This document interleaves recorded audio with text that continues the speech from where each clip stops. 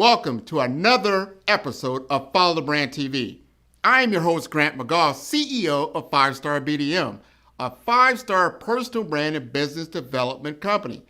I want to take you on a journey through another deep dive into the world of personal branding and business development using compelling personal stories, business conversations, and tips to improve your brand. By listening to the Follow the Brand TV series, you will differentiate yourself from the competition and build trust with prospective clients and employers. You never get a second chance to make a first impression. Make it one that will set you apart, build confidence, and reflect who you are. Building your 5-star personal brand is a great way to improve your skills and knowledge. If you have any questions for me or any of my guests, please email me at grant.mcgaugh@5starbdm.com. Now, let's begin with our next episode on the Follow the Brand TV.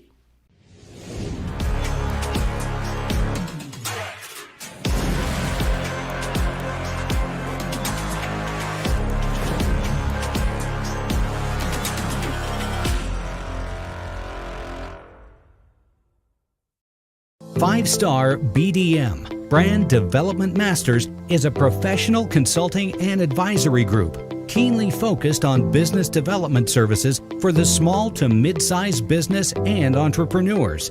Although every business is unique, they often share business development challenges that can be addressed through smart branding. Services include process improvement and operations, digital strategy and transformation, business intelligence, digital marketing, and personal branding. Our business and personal branding company has helped a number of professionals and organizations to optimize and grow. This results in more business, more opportunities, better reach, positive outcomes. Visit www.5starbdm.com today to learn more. Hello, everyone. Welcome to the Follow the Brand podcast. This is your host, Grant McGaugh, and every now and then, I let people peek behind the curtain. They say, what makes Grant tick? What's behind the curtain? Well, the man behind my curtain for a lot of my years when I started looking at what is personal branding, what is that all about? Can you make a business out of this? When I was going back in October of 2019, and Mike Kim came to the front of my feed. I said, oh, Mike Kim, who's Mike Kim? I see this brand new podcast. What's this all about?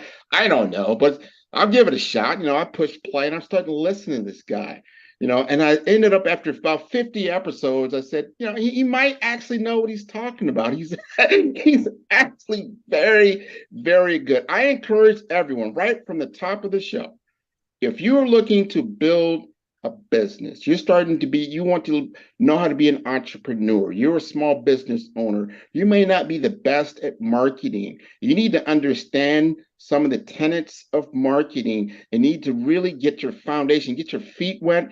I encourage you to step all the way back. So he's at episode 360 now. Step all the way back to episode 1 and kind of step through these things. You will learn, as I did, the mastery that Mike Kim has. So I'd like to introduce you to Mike Kim. Mike Kim, you want to take the mic? Oh, Grant, well, it's an honor to be here. Thank you for those kind words. And for everyone who's tuning in today, I hope to be of some value. All right. You're valuable to me. We're going to spread the wealth, right? We're going to spread some wealth. We're going to spread some love. I believe you're in New York right now. I know you travel a lot, you get around, you move things around. But I want to start off like this. This is really where the crutch meets the road. And I think you did it eloquently, meaning you were working, you had a job, but you wanted to make a transition to become an entrepreneur. What was the spark that got you going? And then when did you feel that you started to have the confidence that you knew this could be a viable business for you? Yeah, really the spark hit me. I was the CMO of a company, Grant, and it was here in the New York, New Jersey area. And it actually happened Thanksgiving. Now, this is a long time ago now. But I remember it was like the first time I was hosting Thanksgiving. I think the year was 2013. Okay. And my mom and my sister came over to my place, and we had Thanksgiving together. It was awesome. Like we stayed up all night, we hung out, and late in the evening, I get an email from my boss. I was working as a CMO for this company. We need you to come in tomorrow. Now that's Black Friday here in the United States. Nobody like the only people who work on Black Friday usually are in retail because everyone goes shopping, right? And I had stayed up all night hanging out with my mom. She gave me these like just shared some crazy stories about us growing up. And I was like, this is one of the most fun nights I've ever had. And she and I, you know what happens when you grow up, like you get a job, and you don't really see your parents very much anymore. And Sure. so this was like incredible. And then I had to leave my family at my own house so I could go to work the next day. And that really, like, this is one of the frameworks that I teach. It really pissed me off, to be honest. It really takes me off, right? And part of the framework that I use to ask people, I ask them three questions, and the answers can often serve as sort of a catalyst as to why you're doing what you do. And those questions are what pisses you off, what breaks your heart, and what's the big problem you're trying to solve. I didn't know the answer to the other two questions, but the first question I definitely knew the answer to. Like, this ticks me off. Like, what if I get in a car accident and I never have these nights with her again? What if my mom, you know, God forbid, something happens to her? What if we never have any one of these nights again?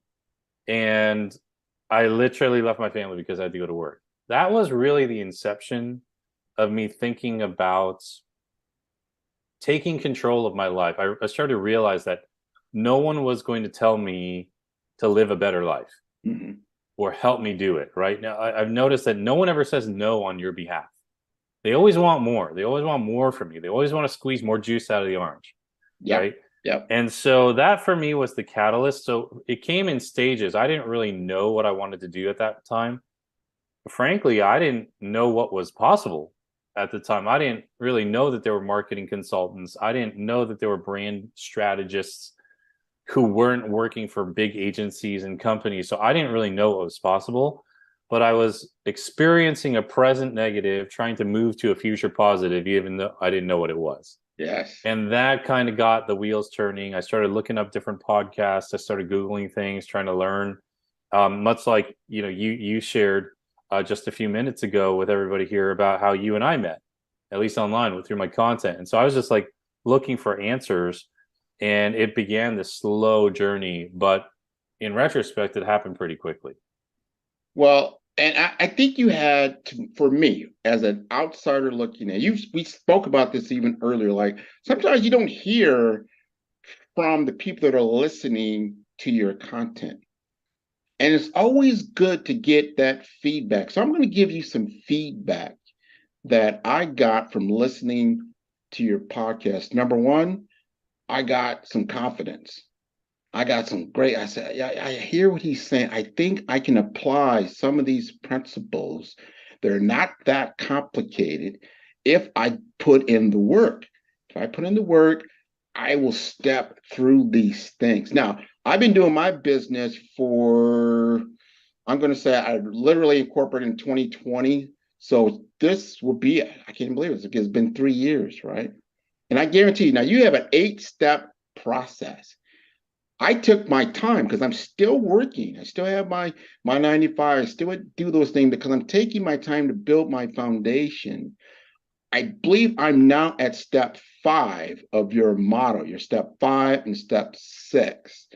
And I want you to tell the audience first, walk them through those first 4 steps and the importance of them and why that's so important to have that down before you get to that 5 and 6. Yeah. Well, the way that I look at it is that a lot of people kind of have an idea of what they're supposed to do, and they kind of like throw things against the wall. And a lot of times we do them out of order. I tell people like these steps are sort of like digits in a phone number. You can have the right numbers, but if they don't go in the right order, you're not going to be dialed in, right? You're not really focused, right? You end up like calling the wrong person, right? And people get frustrated. But what we have to understand is that success is sequential. It's not simultaneous. You got to build, like you're saying, that foundation first, right? And so where I really start with people who want to build a business around their personal brand, what I mean by a personal brand is an identity that's based on your ideas, your expertise, your reputation, and your personality. That matters, right? So when we think about the fact that it's not just what you know, but how you do it and how you convey your ideas and communicate your ideas. It's first very important, step one, to have a point of view. You gotta have some sort of values. You've got to have some sort of beliefs. There has to be some tenets that you could, drive into the ground as a stake and say, this is where I'm hanging my hat, right?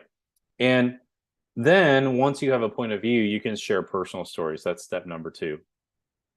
We need to know who you are. We need to know why you do it, right? Every superhero, supervillain, every big influencer that we follow online, most of us know their stories. We all know that Batman's parents were killed. We all know that Tony Robbins grew up very, very poor. These origin stories, these personal stories, like where did you come from? How did you do it? So that's got to be, that's integral to you building a business around your personal brand. So you got a point of view, you got personal stories, you got a platform. You've got to share these stories somewhere, whether it's a podcast, a blog, a YouTube channel, Instagram, or other social media channels. And I meet so many, or website. I meet so many people who say, help me build a website. I'm like, okay, but do you even know what you want to say? And they don't. See, it's out of order.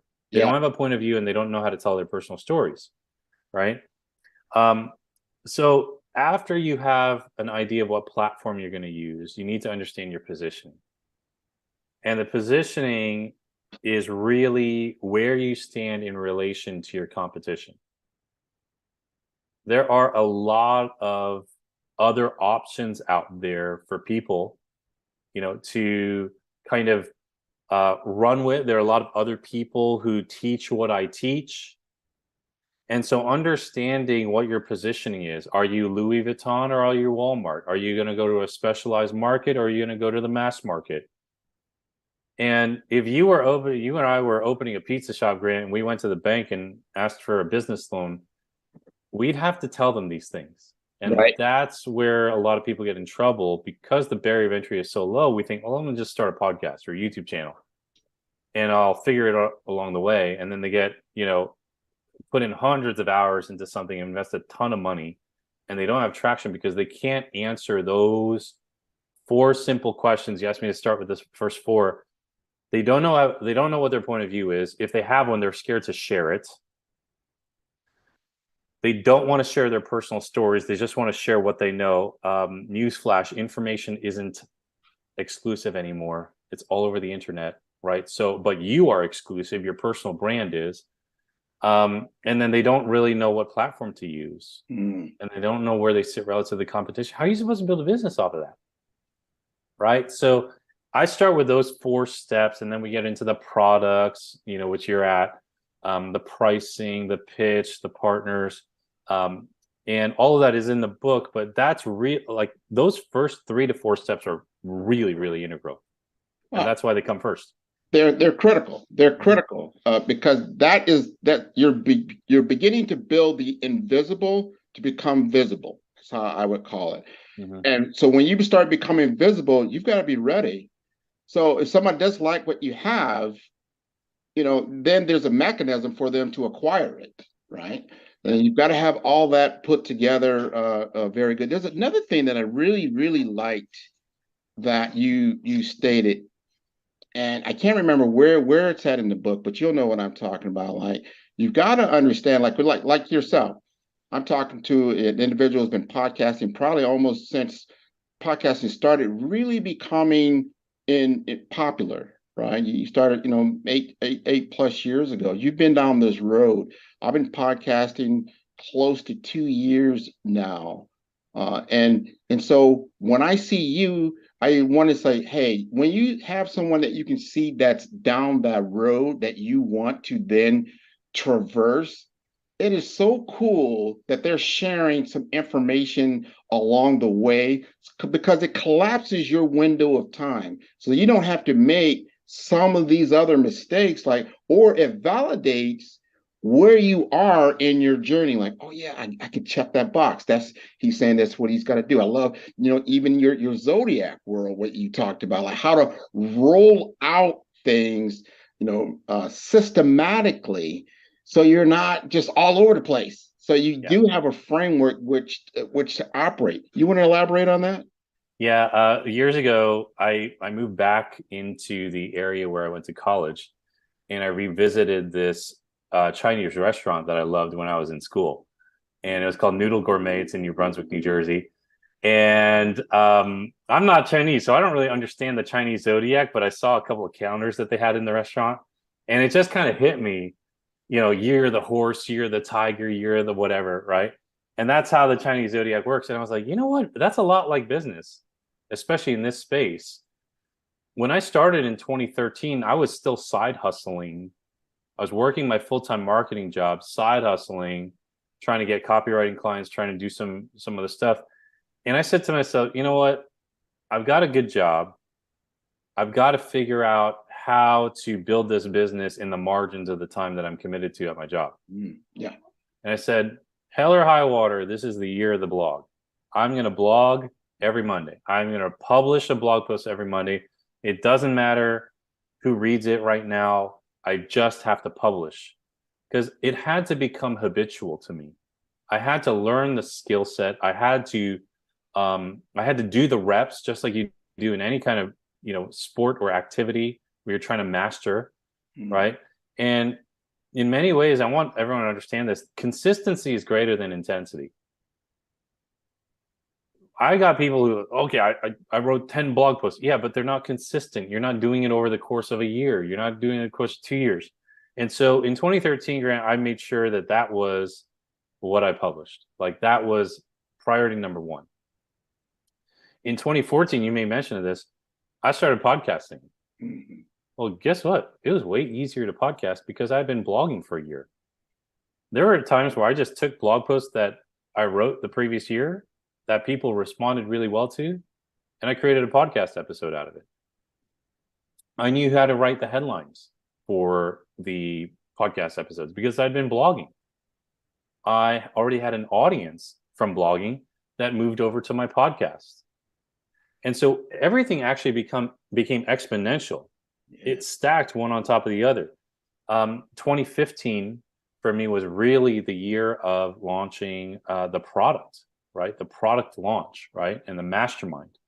And I had met so many people who try to fill a coaching group or mastermind group. I sold it out in 3 weeks. Yeah. Well, the reason was I had an audience that I had earned from 2 years of blogging and 1 year of podcasting. So there I was in year 3. I went full time that year. I made the leap from my very lucrative C-suite marketing job into making even more money when I started my business. And I sort of just played the long game. And now when I teach some of this stuff to my clients, my coaching groups, my mastermind members, I just ask them very frankly, are you playing like the 1 year game, or are you playing the many decades game? Because if you play the many decades game, if you play the long game and you're patient and you get really good at what you're doing and you keep learning, you stay hungry, it will work out. Too many people just jump to things out of order. And it's just like the phone number analogy I used before. They're not dialed in. No, and I am a living testimony of that. And you just said something, just, my light went on. You said year 3. Well, guess what? I'm in year 3. This is good. There you go. This is good. This is good. But I like the consistency with my podcast. Now, how I built my audience, I had been building an audience through my sales role in healthcare and technology. I built it up. I use my platform of choice is LinkedIn. So I built it up, and I found that this was an enormous resource. It became my CRM. I said, this is great. When you're doing sales like I have, when I remember when you had to do snail mail, you're sending out, envelopes to people, right? You had to pick up the phone, you're just dialing for dollars, right? And then all of a sudden the email came, like, well, I could blast emails. But you know what? Like you said earlier, people, they've got all those defenses are down. No one picks up a call, especially in the business anymore. If they don't Hmm. recognize the number, you're going to voicemail. Who's going to check all their voicemails? Maybe they, maybe not. Their emails, the same thing. Like they got so many.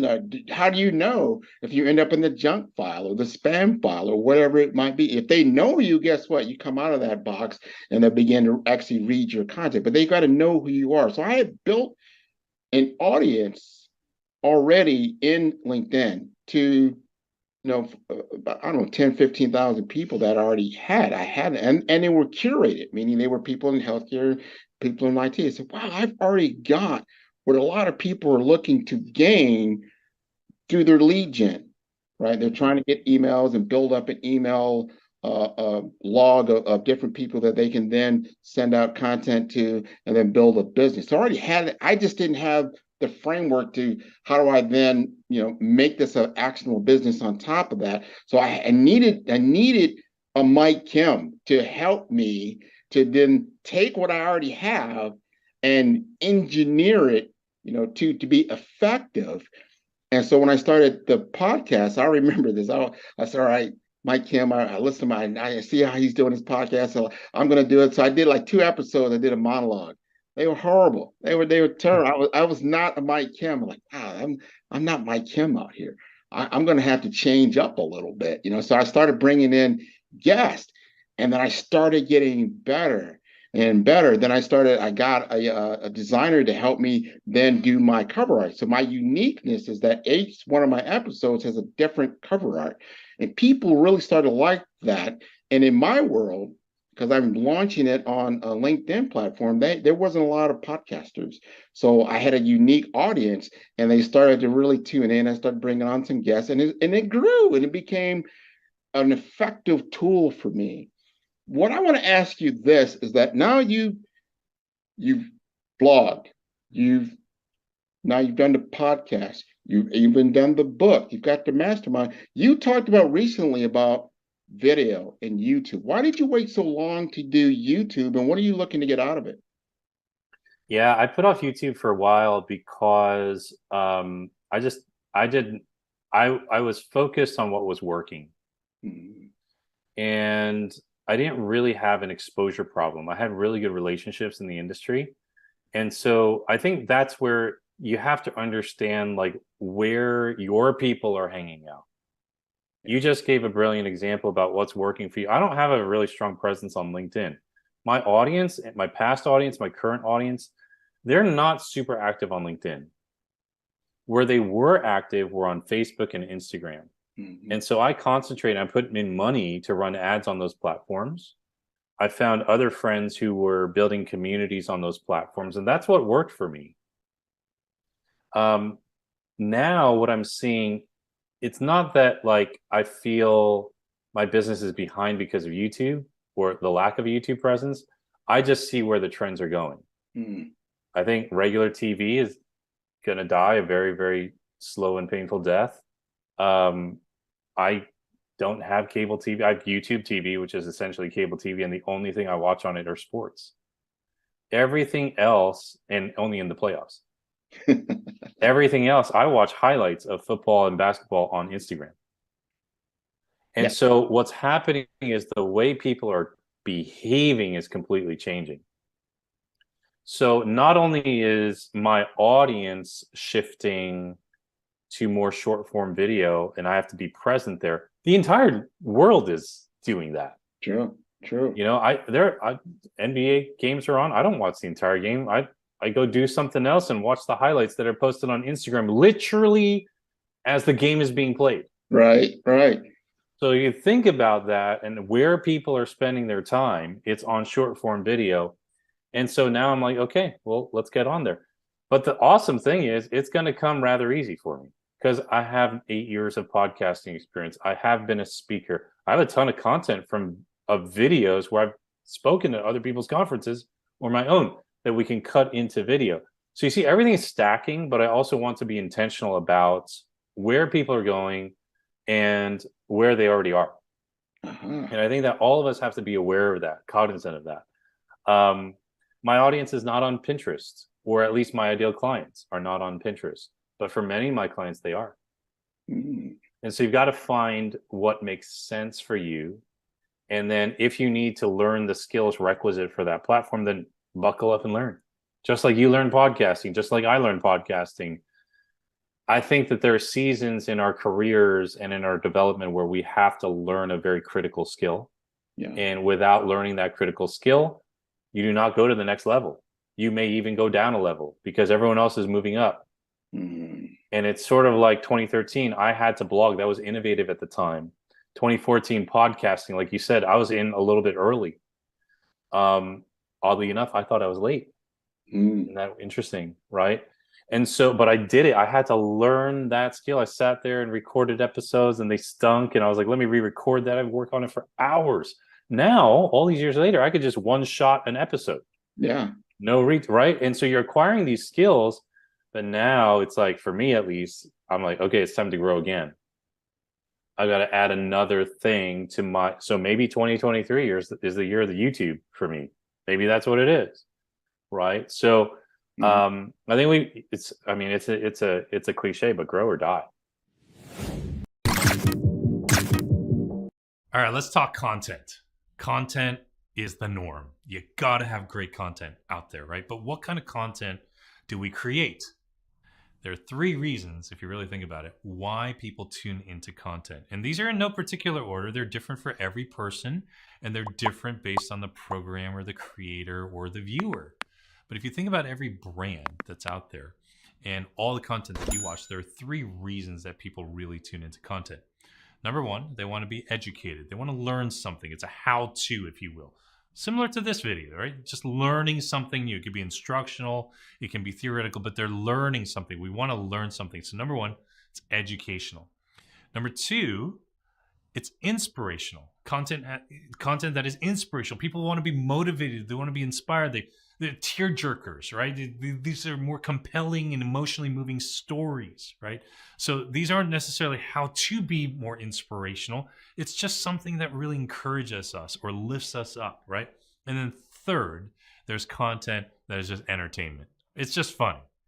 Or it's interesting. It's action, it's movies, shows, drama, whatever. But we're watching it for entertainment purposes. So those 3 things, again, in no particular order: education, inspiration, entertainment. I am primarily an educational content creator. I teach how-to stuff. I teach branding, marketing, copywriting, you name it. But here's the thing. Regardless of which one of these 3 you are, you need to delve into the other 2 at least once in a while. No one wants to hang out with a teacher all the time. If all I ever did with my friends and my colleagues was just teach, they'd be like, Mike is just lecturing me all the time. I've got to weave in some content that is inspirational or even entertaining, that highlights some aspect of my humor or my personality. I have a very dry sense of humor, and that shows in certain pieces of content that I create on social media. An inspirational post might be something like this. Some time ago, I published my first book, You Are the Brand. And before it even went live, I got a few copies to give out to friends and family. And I handed a copy of the book to my mom. And I recorded her on video to get her raw reaction. What do you think? Very attractive. Really? So I didn't do well in school, right? I knew you were very smart, but you didn't want to really put your effort for getting a good grade. You have a lot of different talents in you. I was surprised actually. And you develop all your talent in different ways. So I'm proud of you, of course. Thank you. Yeah. This was not a how to write a book post or how to brand yourself post. It wasn't anything like that. It was just a moment where I shared that interaction with my audience. And people were just so inspired to see my mom kind of react the way that she did to seeing her kid do something significant with his life. Write this book. I'm gonna put some music to it. It was inspirational. It was encouraging. And people said this: I feel like I got to know you more through this piece of content. It was so inspiring.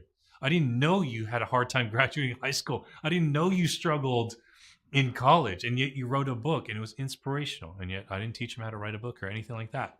Just one of those moments once in a while that you can share with your audience that touches on the other 2 that are outside the norm of what you do. I mean, how many entertainers or how many celebrities do we follow once we understand their real life story and how they made it, we're inspired, right? We're inspired. Or how many of these actors who are out there, these performers, actors and actresses or athletes, elite athletes, share something online about how they learned how to act or how they, shoot and dribble a basketball. It's so we want to learn. We want to learn how they excel at their craft. So again, education, inspiration, entertainment. Think through those things. You major on one of them, but you've got to touch on the other two to give your brand a well-rounded approach, a well-rounded identity in the market. Thanks for joining me today. Till next time, live your message, love your work, leave your mark on the world, and I will see you back here on the next episode.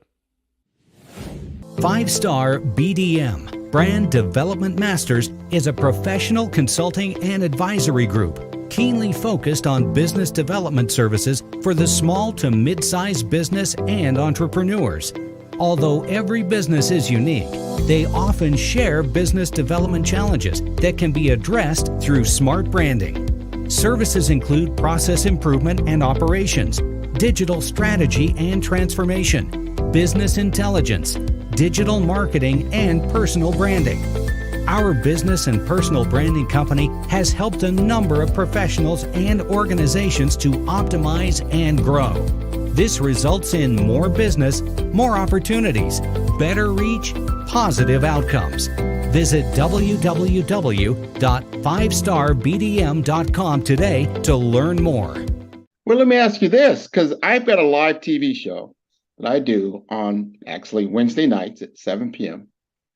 And I do it over StreamYard. And it goes out to over 200 countries on a lot of different platforms. I'm not aware of all of them, but it does repurpose onto my own YouTube.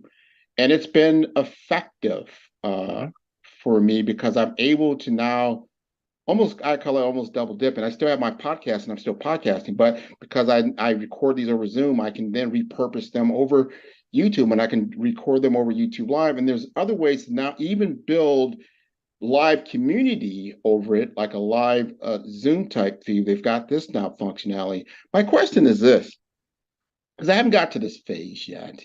Have you found that it's been very lucrative for you to then build mastermind groups, and those mastermind groups are obviously beneficial from thought leadership as well from a commercialization standpoint? Yeah, for me, mastermind groups work great. I love mastermind groups. I love running mastermind groups.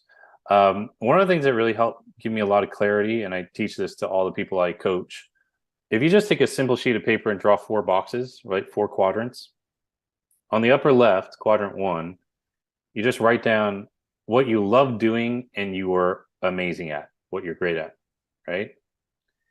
Next quadrant over, upper right, things that you're good at and that you like doing. Lower left corner, things you don't like doing and you're not good at. And the lower right corner, quadrant 4, things you hate doing and you suck at. Yeah. And if you just fill in those quadrants, it will be very, very illuminating to you. For example, when I look at quadrant 1, I love doing, and I think I'm amazing at running mastermind groups. Uh-huh. I think I'm great at and love doing workshops. And I think I'm great at and love connecting with other entrepreneurs, like relationally. That's why I have so many friends and colleagues in the industry. That's what I'm great at. Now, if you move over, this may surprise some people, and always surprises my audience when they hear it for the first time. Things I'm good at and like doing: speaking, okay, copywriting. Yeah. I am not a full-time speaker. I'm not a full-time copywriter. Right? Now, if I focus and build my business around the things in quadrant 2, speaking and copywriting, I'm going to be miserable. Eventually, I'm going to be miserable. So the name of the game to me is to try to figure out how to use speaking and copywriting to do more of quadrant 1. Yes. So if I take an invitation to come onto someone's podcast or go speak at their conference, that may well end up in some of the people in that audience coming to join a mastermind with me or working with me in a workshop. It doesn't mean I cut off everything else, but I know what the North Star is for me because of quadrant 1. In quadrant 3, things I don't like doing and I'm not really great at: Instagram, social media. I don't want to run my own social media, right? It's like stuff like that, right? Facebook groups. I know people rave about Facebook groups and they work wonderful for certain people. For me, I hate them. I don't like doing them, right? And then things I'm terrible at and hate doing: budgets, taxes, admin work, anything organizational. But my integrator, Chelsea Brinkley, that's quadrant 1 for her. Mm-hmm. That's why we work, right? So if you just jot that down, right? Like even podcasting would be in quadrant 2 for me. I think I'm good at it and I like doing it. Very rarely do I tell anyone that I'm a full-time podcaster. That is actually not how I make the revenue in my business directly. But there are other people who do that. Joe Rogan, right? The Joe Rogans of the world, the John Lee Dumases, who's a friend of mine. That's all they do, and they love it. And they've got millions of listeners, and they sell ads on their podcast.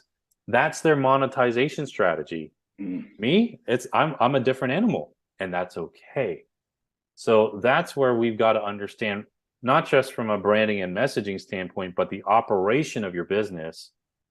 What is in alignment with you? Mm-hmm. Figure out what that is. Figure out how to make that work for you so that it is the truest expression of who you are. So when I run 4 mastermind calls every other week. I ran 2 of them today, 2 yesterday, 2 today. I leave those calls energized, not drained. No, and so so that's you important. understand where Mm-hmm. where your light shines at, and how to utilize your platforms to get to your North Star, like how you said North Star. I love that. And that's what I'm doing. I have the podcast. I don't use it for monetization of itself. It's an enablement tool. It enables me to get in front of the right people, and it opens doors to where they would normally be closed. For instance, I was on another company's podcast earlier today. Large corporation, they wanted to sit down and have a conversation with me. And because I had a podcast, they felt I would be a good guest. That really expands my own brand, expands my credibility, and it gets me now to where I want to be at, which I think I'm really good at, and people know that they come to me and talk to me about that. How do you do so well social selling on LinkedIn? So I developed a course to show people how to do that from my lens, and how to not just set up the different profiles and the different tools that are there, but how to actually have genuine conversation and begin to bring people off platform to talk with you, and then back on platform and kind of have them work simultaneously. So that's my next, that's my 5 step, right? My 5 and 6 where I'm at. I do have some great relationships from a relationship standpoint. That's step 8, which I love how you said, and I can't remember what the podcast was, but you said that elevated you when you looked at this organization. They did not have your particular skill set in their portfolio, so you were doing podcasting. They brought you in, and that elevated your game. Talk to us a little bit about partnerships from your lens. Yeah, sure. So the way I look at partnerships spatially is you partner up, you collaborate across, and then you mentor around yourself, right? So when I look at a partner up, that's a situation where I have more to gain than they do. So I've got to come in and humble myself. I've got to bring something, even though it's not as much as they've got, something unique and valuable to the table so that we'll work together. When I look at a collaborate across, I look at a lot of my colleagues, my peers, my friends. Some of us are a little further along than others, but we're generally still in the same league. You might be a terrible NBA team, but you're still one of the 200 best basketball players on the planet, right? You're in the same league, okay? Yeah. And those are people I'm friends with. We do events together. We speak at each other's events. My friends came through when I had my book launch going, and that's what drove it to a bestseller status. I mean, and you've got to build relationships like that. And the way you do that is by making sure your friends understand what you do. Your friends understand your value as well, right? And then you've got the communities that you're coaching and mentoring. You're mentoring around them, right? And so when I look at finding partners, I'm trying to figure out, are they a partner up, or are they a collaborate across? Right? And the easiest analogy I can give, Grant, is be the jelly to someone's peanut butter. Yeah. I know there are some weird people out there who only put peanut butter on their sandwiches. I think that's weird. It's way better, in my opinion, with some jelly on it. What you don't want to do is heap more peanut butter.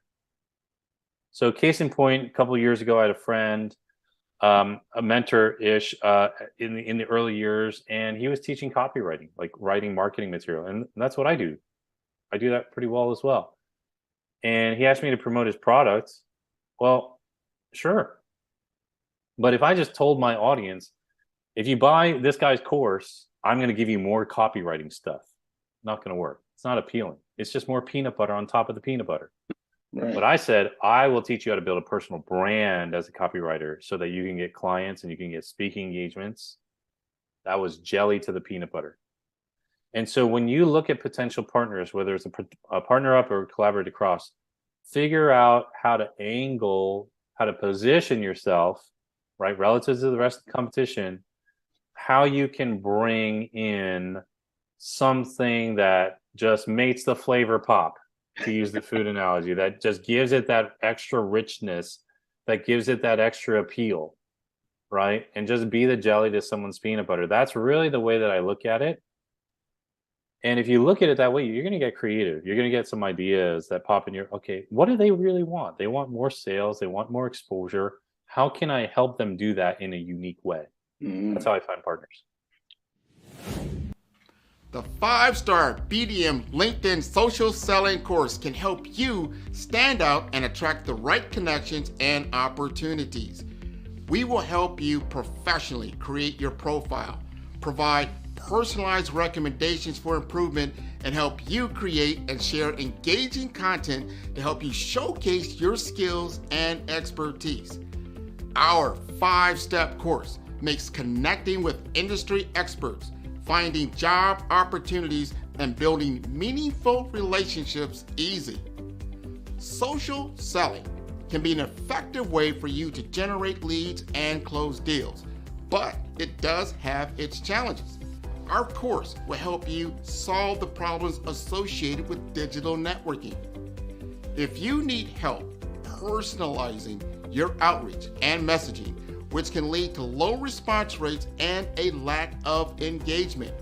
If you need help targeting the right prospects, this course is for you. With so much noise on social media, it can be challenging to cut through the clutter and get your message in front of the right people. Our course will personalize your messaging using our targeting tools and research. You can identify and reach the right prospects. We will also show how to deliver high quality, valuable content that attracts and engages prospects and clients. The 5-star BDM LinkedIn social selling course will address these challenges by implementing best practices. As a result, you can improve your social selling efforts and generate better results.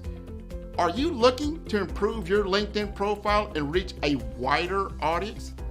Social selling is an effective way for you to generate leads and close deals, but it does have its challenges.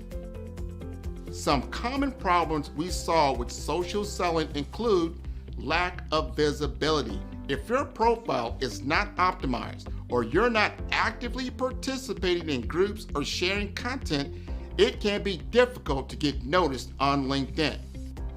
Number 2, lack of personalization. Some businesses struggle with personalizing their outreach and messaging, which can lead to low response rates and a lack of engagement.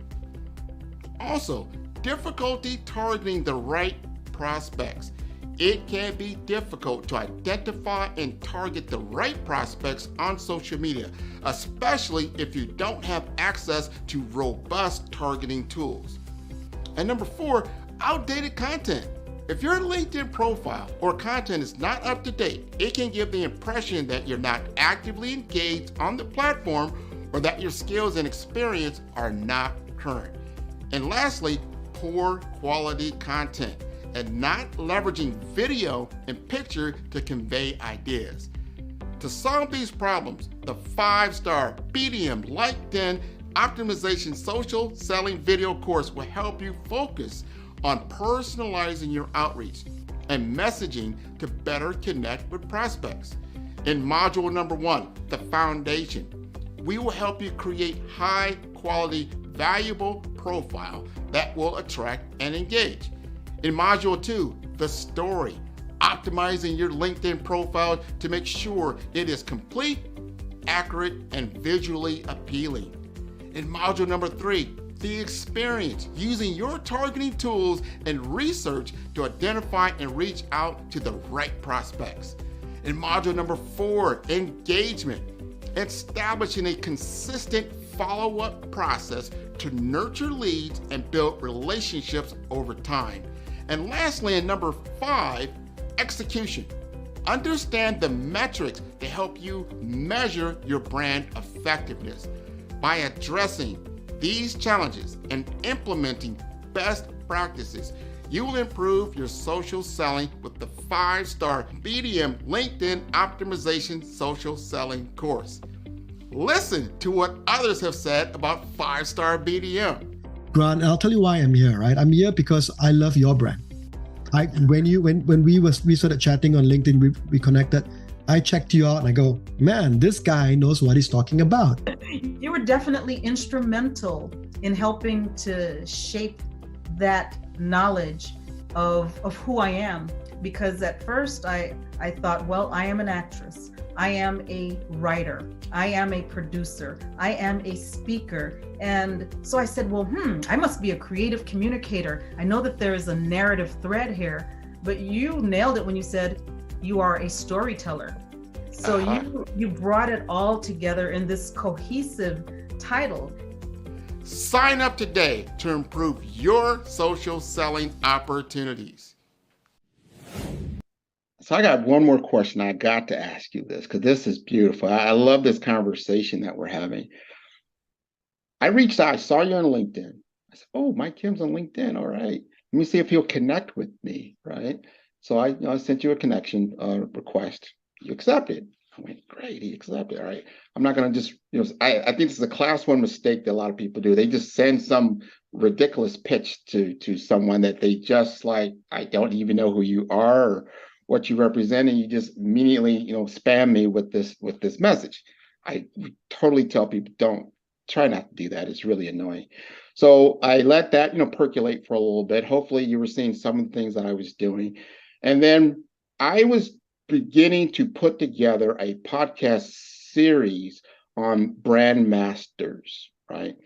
So I said, you know what? I'm going to craft the message and I'm going to send it to Mike Kim. I'm going to let him know, Mike, I'm doing this brand master series. I think you will be a good guest for the show. Here's some other people that I've been interviewing. And I sent you a clip of what the show would look like.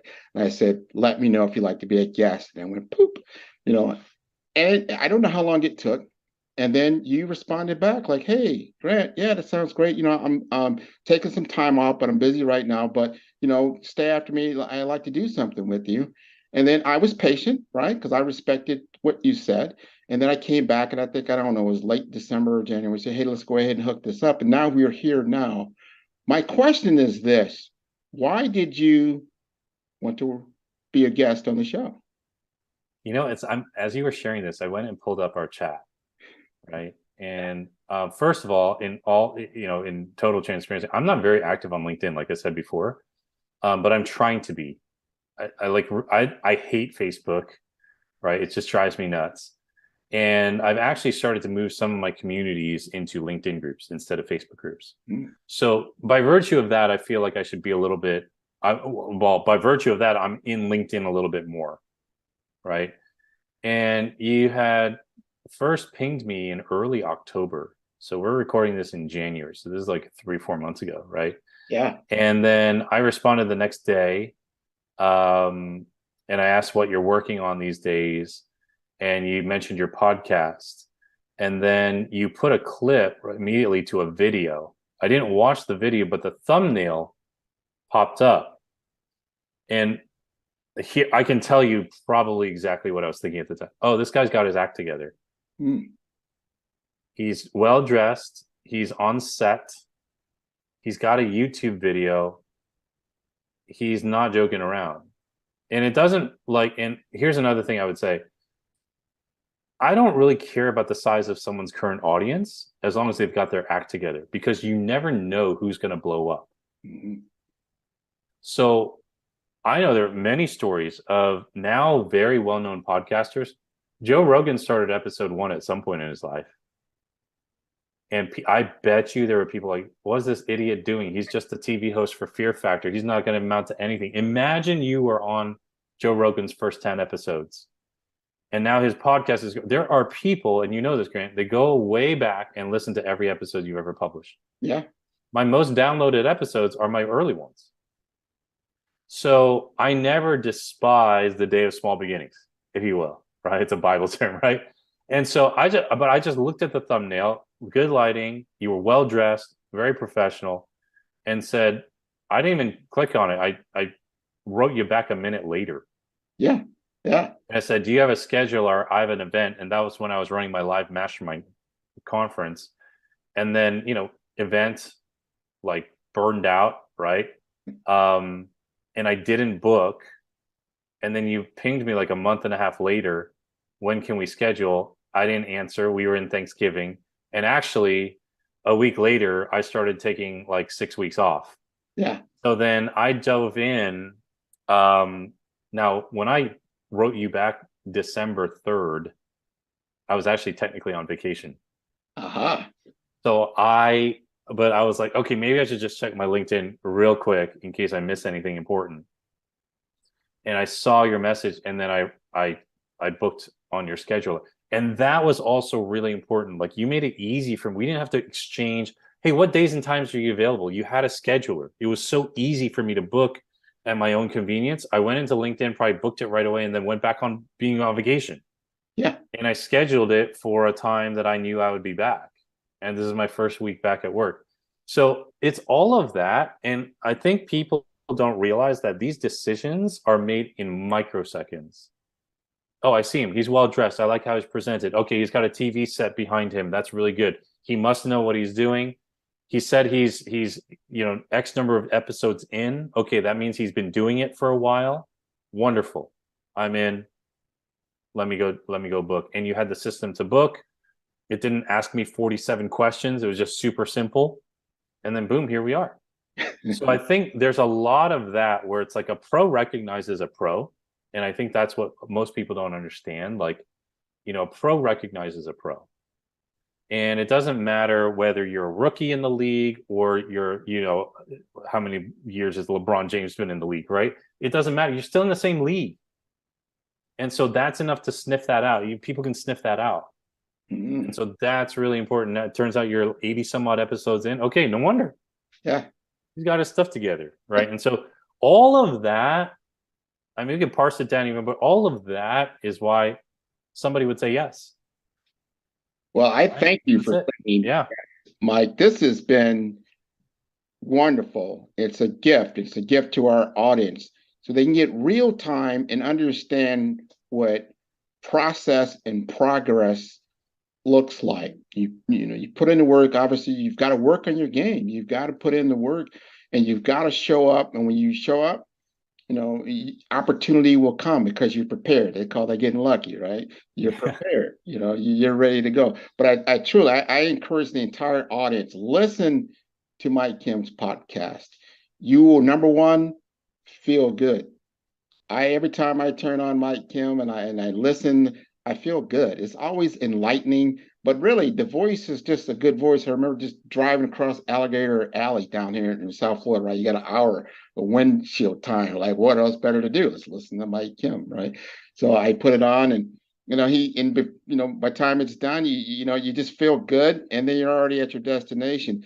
I think if your destination is to grow your business and to do it professionally and to have it stand out, you want to tune in to Mike Kim. This has been wonderful. So if the audience does need to get in touch with you, Mike, what is the best way? Well, here, I'll put myself out on LinkedIn, DM me. I'm also active on Instagram. So those are the two social networks I check the most, LinkedIn and Instagram. And I look at the DMs. Like, it might take me a little while to get to them, but I always look at them. My assistants don't help me with that stuff. So that's great. You mentioned the podcast called You Are the Brand. We changed the name after my book came out, but it's still the same feed. So you just put my name into search. I'll pop up. And if you're a podcast listener, just give me a shot as well. Most people listen to about 5 or 7 podcasts monthly. That's on average. That's what the stats say. So continue listening to Grant's, of course, but give me a shot. Let me know if I can be one of your 7. And if you've got anything you feel I can help you with, pick up the book. You Are the Brand. It's available everywhere, or just tune into the podcast. And that is now a Wall Street bestseller? Yeah, Wall Street Journal. We hit 2 bestsellers, Wall Street Journal and USA Today. Congratulations. So really cool. Now we got a second book coming out? I mean, what's on there? Yeah, we'll be working. I've been working on it. It'll take a little while, but yeah. It feels like I just wrote this one. So I know you made it. Yeah, the world moves fast. Yeah. So yeah. But you built you already built the momentum to where when the book came out, it just helped you to blossom anymore. So congratulations on everything that you're doing. Thank you, Grant. It was an honor to be here, and for all you tuning in, I hope that this was valuable and insightful. And just keep going. Just keep going. Don't give up. Hey, keep going and tune in to all the episodes of the Follow the Brand. You can tune in at www.5starbdm, and that is B for brand, D for development, M for masters.com. Until next time, take care, Mike. Take care. Bye-bye. Follow the Brand TV broadcast host, Grant McGaugh, as he visits with top executives and entrepreneurs to find out their secrets of success with their personal brand. Follow the Brand TV broadcast host as he focuses on brand development to build better relationships, bring value to your business, relationships, and career. You will enjoy listening to each episode that is tailored to speak to you directly. If you're looking for this type of clarity in terms of building your brand, you have tuned into the right station. Each episode will help you to shape a conversation in the 5-Star BDM network of 20,000 professionals and become a springboard for your corporate engagement and business opportunities. Each guest will frame their story in the areas of personal branding, business development, career development, financial empowerment, and technology innovation. Grant McGaugh explains why he is the CEO and owner of his own professional career.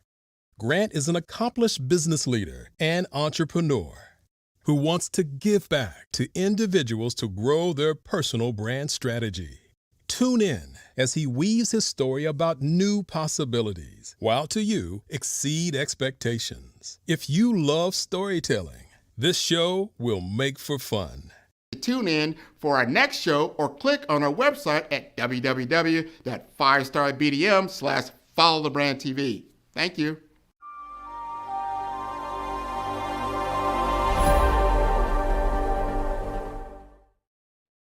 Hey everyone, it's Grant McGaugh, CEO of 5-Star BDM and host of the award-winning Follow the Brand podcast and TV series, where I help you to build a 5-star brand that people will follow. My genius is personal brand development through intelligent communication and helping you achieve your business and career goals. I am a requested speaker on digital technology and brand development issues. I want to work with you to increase the value of your current opportunities while attracting new ones. Every one of you is unique, and we all share challenges, that can be addressed through smart branding. As a super connector, I work with you as an executive coach to guide you along the complicated business and career development road, providing the enhancement tools and information you need to succeed. Together, I will help you succeed in today's challenging business climate. I will evaluate and measure your progress. Best of all, I am right alongside you every step of the way. Build the brand called you. Genius is coming.